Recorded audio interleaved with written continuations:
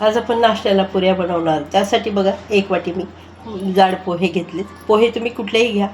आणि 1 वाटी जाड रवा घेतला. रवा बारीक घेतला तरी चालेल.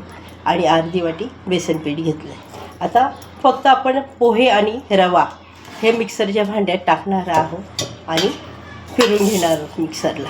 अशी पावडर करून घेतली. आता ती मी बाउलमध्ये टाकून घेते. तर त्यामध्ये मी अर्धी वाटी बेसन पीठ पण घालते. तर यामध्ये मी चवीपुरतं मीठ घालते आणि 1 चमचा चिली फ्लेक्स घालते.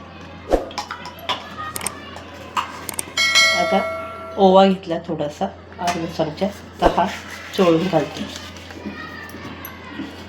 आणि कढीपत्ता आहे सुकलेला, घरातच सुकवलेला आहे, तो टाकते.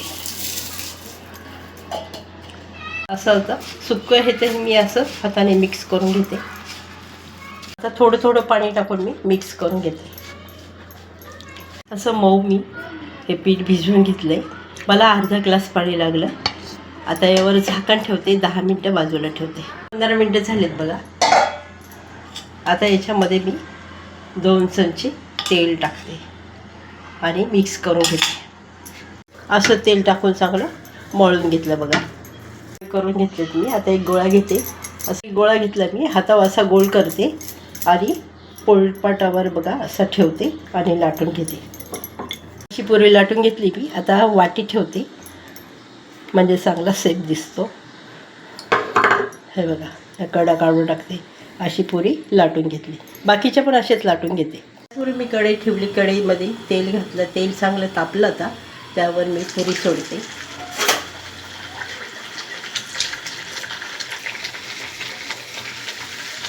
पुरी पलटी करून घेते बघा. पुरी चांगली दोन्ही बाजूनी शेकल्या, तळली गेली. आता मी ती काढून घेते तेल निथळून. अशा मी पुऱ्या बनवून घेतल्या. त्या गोड दहीसोबत छान लागतात किंवा लिंबू मिरचीच्या लोणच्यासोबत छान लागतात. आणि ह्या पुऱ्या प्रवासातसुद्धा नेऊ शकतो आपण. रेसिपी आवडली असेल तर लाईक करा, शेअर करा, सबस्क्राईब करा. धन्यवाद.